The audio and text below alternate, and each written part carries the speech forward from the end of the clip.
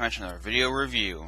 And today, as you can see, I'll be taking a look at the 1 to 100 scale, no grade Akatsuki Gundam from Mobile Suit Gundam Seed. Or was it Destiny? I think it was Destiny.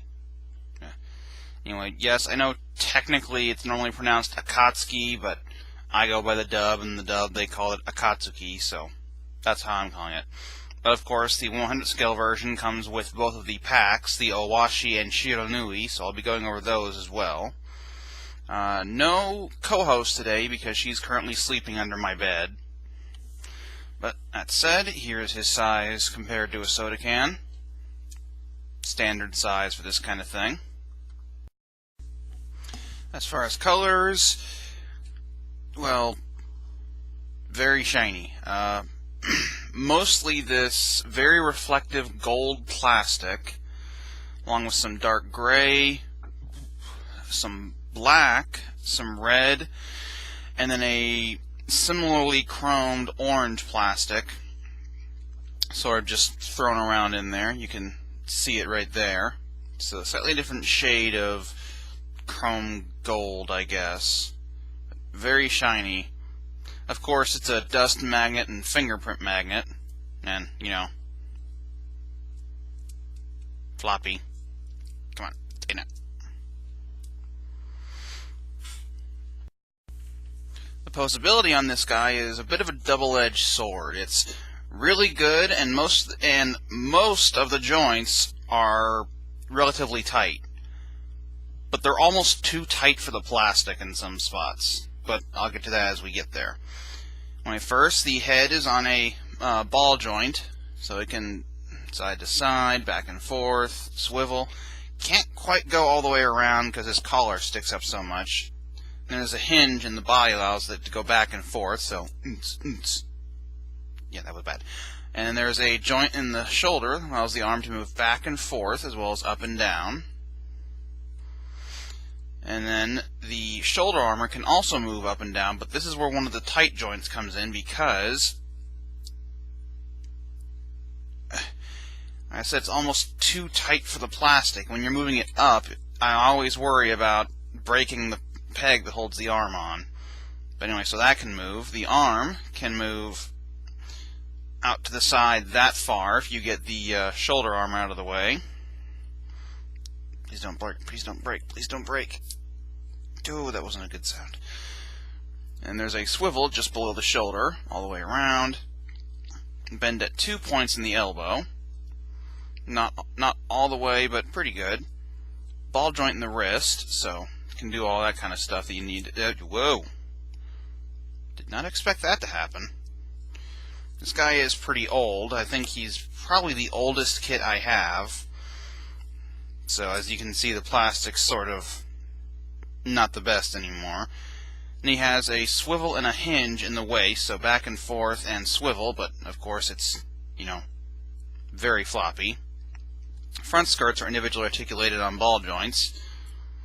Side skirts are on swivels and hinges, up and down, back and forth. Back skirt's not going anywhere. Legs can move forward that far, back that far, out to the side only that far, but because it's on a ball joint, swivel a little bit.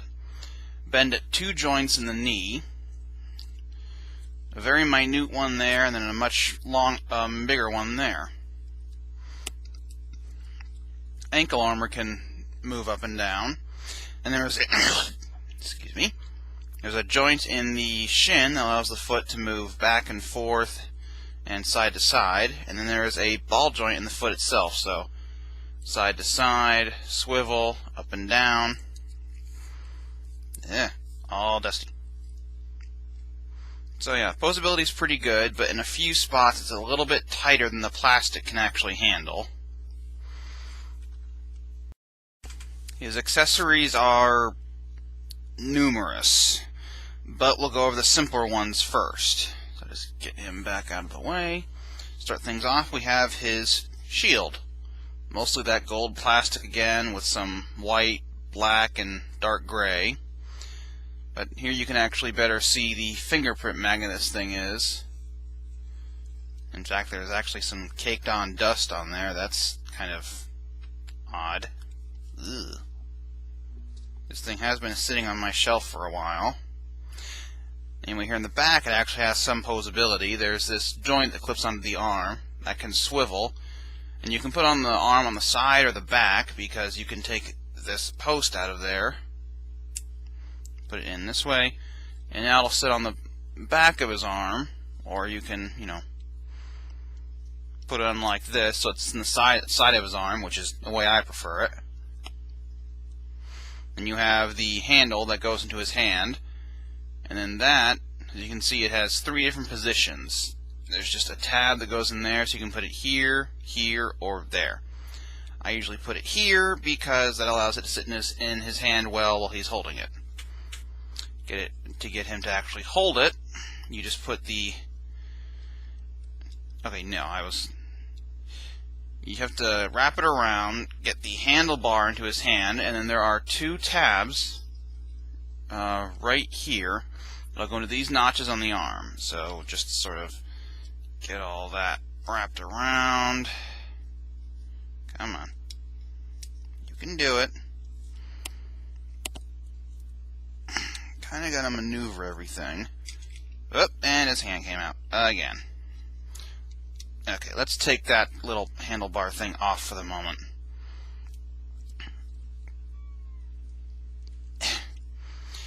Anyway, like I said, there are just these tabs that go into these little notches on the arm. So just get that in there. Just holds on like that. Okay, I had it up too far. It's supposed to go right there. There, now he can hold it. And there he is with the shield equipped. Nothing overly outrageous going on. We also have his 2 beam sabers. They are just a little bit different. You can see they're mostly black plastic with a little bit of that shiny gold. And he, of course, comes with 2 translucent pink beams, which, as usual, look kind of orange on camera. Oddly, they have little holes at the on the tabs. I have no idea what that's about. Anyway, he can just tab into slot, and then you can, of course, he can hold it fairly easily. Just drop the sword into his hand, and there you go. It's not the tightest of fits, but it's something. And of course, he has that feature that all of the Destiny and Seed kits had for some reason, where he can have a double-ended sword. I almost said something else. I have been watching too much internet tonight. Anyway, so just get the first part in. And there's a tab on the bottom of the sword that will go into the slot on the other one. Put it together, and now he has a huge double-ended beam sword thing. Still, looks pretty cool. His hand's coming apart, but I guess that works for the next accessory. Let go, let go, let go! Of course, the beam sabers can be... beam swords can be stored on him. There are just these little discs on the on his side skirts. I usually put them in this one. Oh, these discs can actually spin. So just sort of drop this in there. And you can put, just 1 beam saber in each and have it like that. But I usually use the other one for the other accessory. But like I said, this little disc can swivel. And there's the beam swords stored. Now his next accessory is his beam rifle. As you can see, currently it's just all black plastic. There's supposed to be a white scope here, but I've had this guy so long that piece has since vanished. Fair amount of detail on it. Getting him to equip it isn't overly difficult. To pop the hand out, take the fingers off. Come on.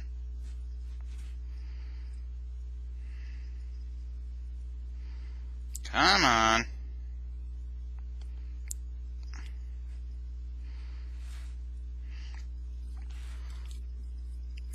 And then just wrap them around the grip. Put the other side of the hand back on. And then pop it in place, and there he is equipping the rifle. And you can also give him sort of a beam bayonet. Now you do that, you have to have it in this double-ended configuration, and there is a little spot right there where you can stick the beam saber in, or beam sword in there, and then stick one of the beams in.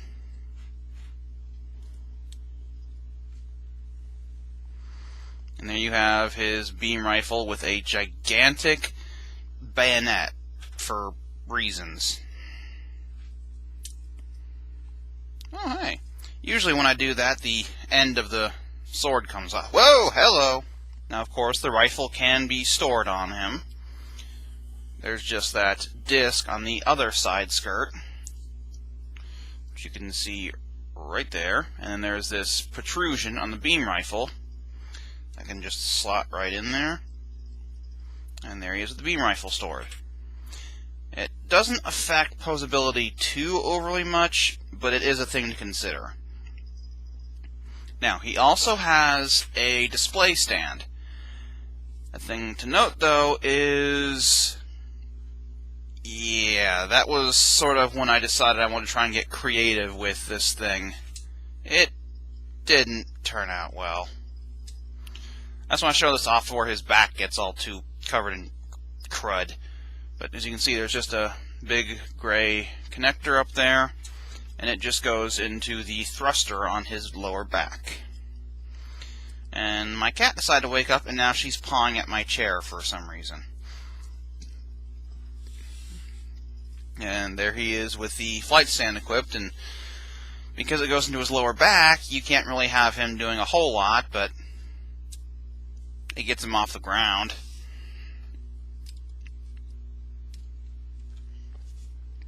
As garish as I've made mine look. Now, the next two accessories are the ones that get kind of... just kind of odd. Now, first we have... I believe this one is the Oowashi pack. This sort of jet-looking thing. Fairly neat. Lots of gold plastic, but there's also some dark gray, some white, some black, a little bit of that dark red, and some of the copper. Now this is its stored form, or sort of landed form. To get into its flight mode, just take the wings and bring them down. Just like that. And now it can fly. Now it does have little hinges for these wings right here, but again, old kit, joints are weak. There's also a thruster back here that can sort of wiggle up and down. And there's another area where the joints are just a little too tight for the plastic. There are two ball joints here and here on both sides. And these things are so tight that the plastic actually creaks whenever I use it, and I often see these parts splitting. But since it'll be hard to show when it's on there, you can bring this ball joint down, bring this one down, and just sort of get these cannons into any configuration you want. Come on. You know, down like that or all the way forward.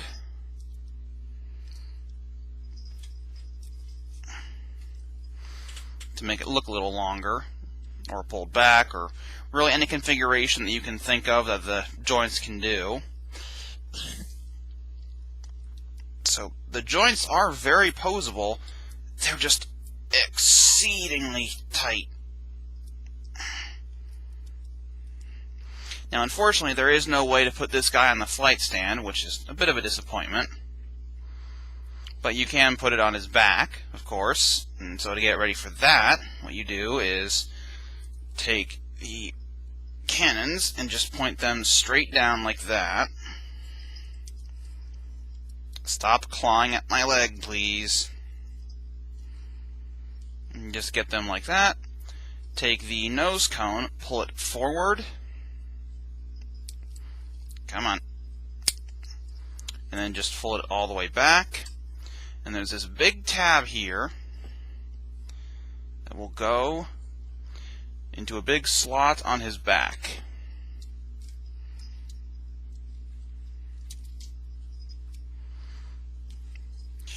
Only problem is, well, he's now extremely top-heavy, and he really can't stand. Now this is sort of the flared-out flight version. Of course, you can fold the wings down for when, he's supposed to be on the ground, but that doesn't help with the top heaviness, so you kind of have to lean him forward at an awkward angle, which is a bit of a disappointment because it looks really neat when you have the wings flared out, but again, it makes him too heavy to really stand. Now, you can, of course, take the cannons. Come on. And just bring one of them forward. Let's get the rifle out of the way. Up under his arm to make it look like it's firing. And to help with more posing, you can actually extend the cannon. I said extend. Extend! Come on. And then in here, there is a grip you can fold out. And it's a bit finicky, but basically you just need to sort of get his hand on it. And like I said, it's finicky, so it's not the easiest thing to do. And of course, his hand won't stay together because it never does.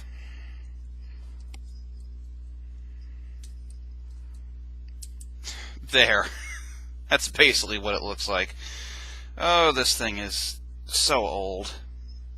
This is one thing I don't like about these Gundam model kits. They do not stand the test of time. The joints get weak, the connections get weak, and the plastic just sort of starts to fall to bits. That's like my only major complaint with pretty much all these kits, is that they don't have a whole lot of longevity. But anyway, there he is with the Oowashi pack. I think this is the Oowashi pack. I keep forgetting which one is which. And let's just get this off of there.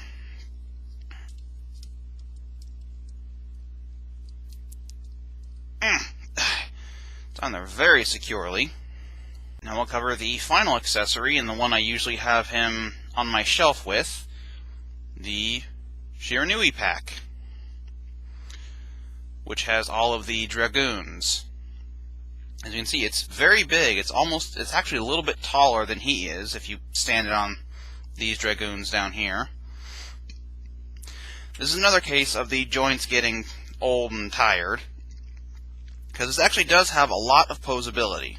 First, these binders on the sides are on swivels, so they can, go all the way forward, and just all kinds of neat stuff.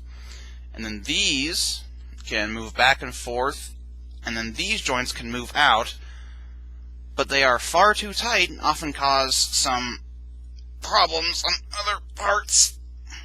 Come on. And so you can get it out, but again, this is a bit floppy. But it does look pretty neat. And then, of course, there's the main one right here. You can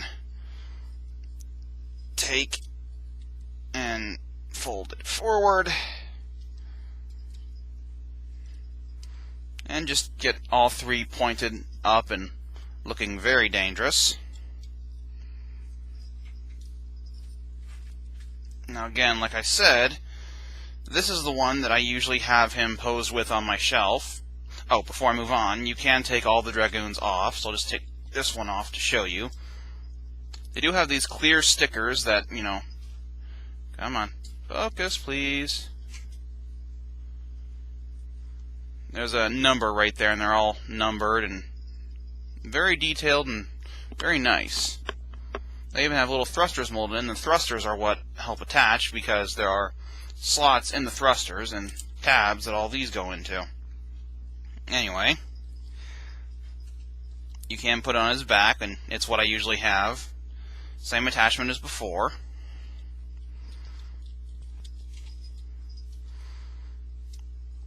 And that just looks so cool. I just love the way that looks.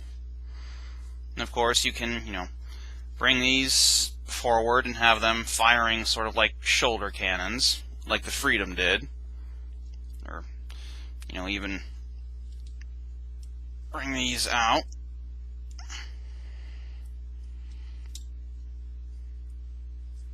Of course, you're not going to get this to stay up very well, but you're certainly welcome to try. If I remember correctly, when I actually got this guy, these joints were actually pretty good. But, of course, I've had it for over a decade, so not all of the joints are as tight as they used to be. Let's not comment on that and just move on. But there he is with all of the Dragoons pointed up, and there he is, stop it! All the Dragoons pointed up and ready to fire at stuff. And again, this is what I usually have him posed with, because I just sort of like the way it looks. But like I said, that's pretty much how I have him looking on my shelf, just with the Dragoon pack on and all his accessories on him. A fairly cool model. I like the way it looks. Very shiny, dust and fingerprint magnet.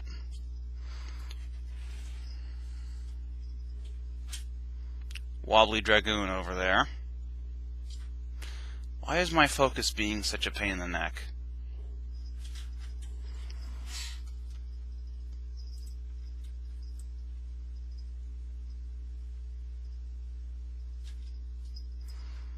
Okay, I've had to resort to manual focus, but this is a better idea of what this thing actually looks like. I mean, it's a fairly cool kit, and lots of shiny plastic, but that of course can be a problem sometimes. And of course, this is pretty much a problem that plagues all Gundam models, that the plastic doesn't hold up that well at a time. But that said, that pretty much finishes up this review. So, if you or anyone you know likes to collect Gundam models but doesn't have the time, the patience, or whatever to build them, I can, get them, build them for you, and then send them to you. But so if that interests you, or you know anyone that would be interested in it, just let me know. But until then, this has been my review of the 1 to 100th scale, no-grade Akatsuki Gundam from Mobile Suit Gundam Seed Destiny.